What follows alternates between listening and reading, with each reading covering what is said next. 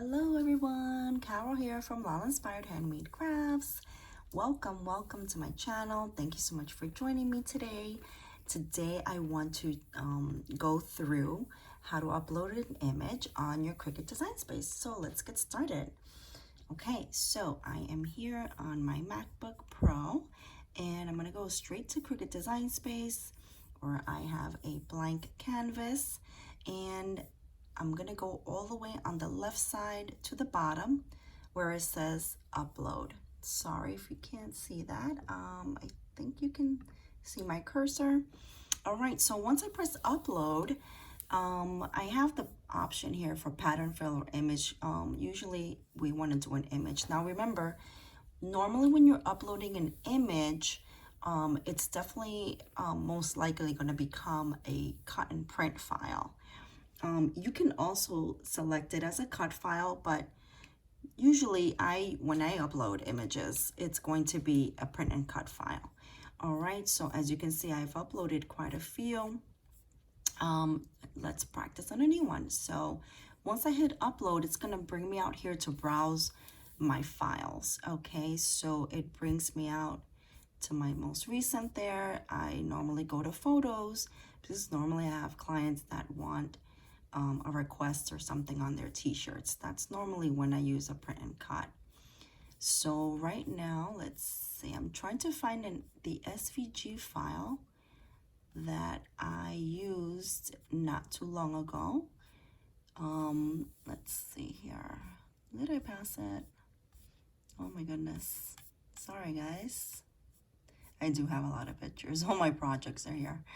Okay, so where are you? Okay, here it is. So we all were in a Christmas craft along, and one of the crafty ladies, she did an SVG for us to do, and we all worked on this SVG on different types of projects. So some of us did it on a glass, some of us did it on an ornament, fun things like that. So once I select my image, okay, you're gonna see this next screen says upload image, and your image is on the left, and then on the right you're gonna see it wants you to select your image type.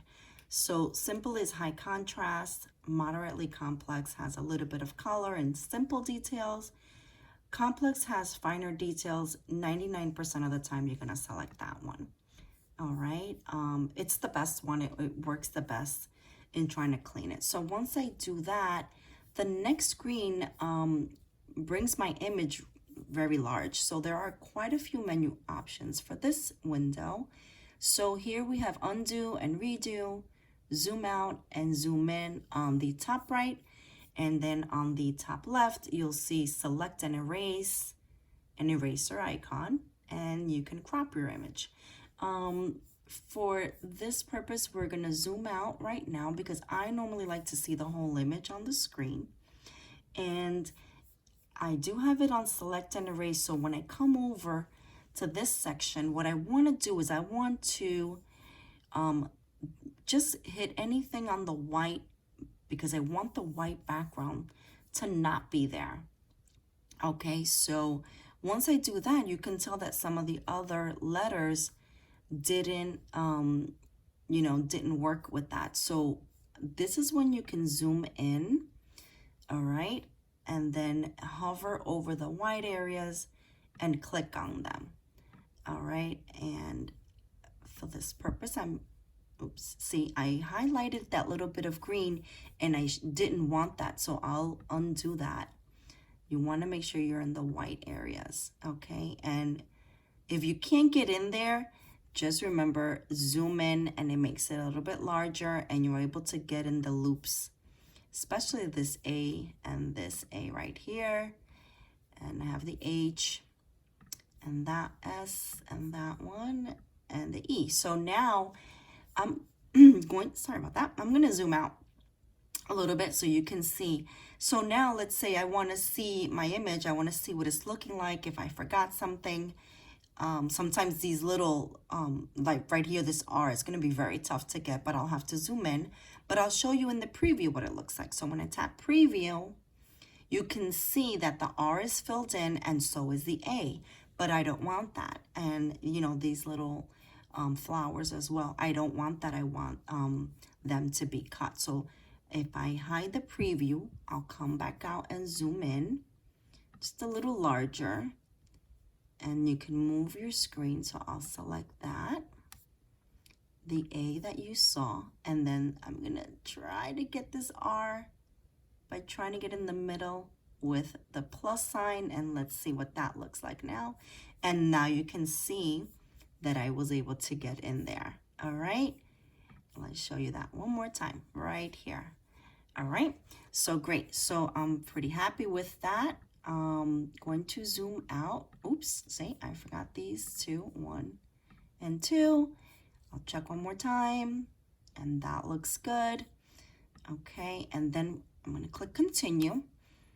And when I continue, now I have the option. So if I wanted to just do a, a cut image where I can, change the colors of these, let's say White Christmas, I want the letters in white, and all those other options, I can do it as a cut file. For this purposes, I'm showing you the print and cut image. So down on the bottom, it says save, then print, then cut. So I'm gonna select that one. Save, you can select it. You can name your file here, so that way you can always find it. So I'm just gonna put Xmas. By the way, I hope everyone had a good Christmas. So I'm gonna save that, and now it shows up here as my recently uploaded images. Okay, so now I can select that image. So I'm able to insert it onto my canvas. And there it is. All right, so I can play around with this. I can make it larger. I can put actually a different color on the background as well. But like I said, for now, I'm gonna just show you the print and cut steps. So stay tuned for a video for that, where you can put a background on this. So now I have my image there. I'll resize it, and then I'm gonna walk you through the steps. When you go to make it, always remember, you can never, your image is for print and cut cannot be bigger than 6.75 by 9.25. It cannot be bigger than that, just so that you are aware of that. All right, and now you can see that my image is there.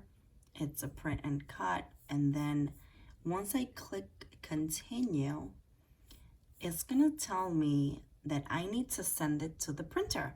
So if I send it to the printer, it's there, and you always want to keep the bleed on, because that just means it's gonna just bleed a tiny bit, but your Cricut machine will do the magic. So I'll have that set up there and ready to go and print it. Once I print it, which I'm not doing right now, I'll select what my base material will be, and I can continue to load the material, load the tools and the material, and get it all done. And that's it, everyone. So if you have any questions, please tell me in the comments below. I'm more than happy to help you out. I am just going to be backing out. Thank you so much for joining me. I truly appreciate it. Please, if you like what you saw in this video, please join me and subscribe to my channel for more fun crafts and, helpful tips. I always love sharing what I know and, trying to help everyone. So I appreciate it very much. Thank you so much. And remember, click that like button. See you soon, guys, and have a great, happy new year. Thank you. Bye-bye.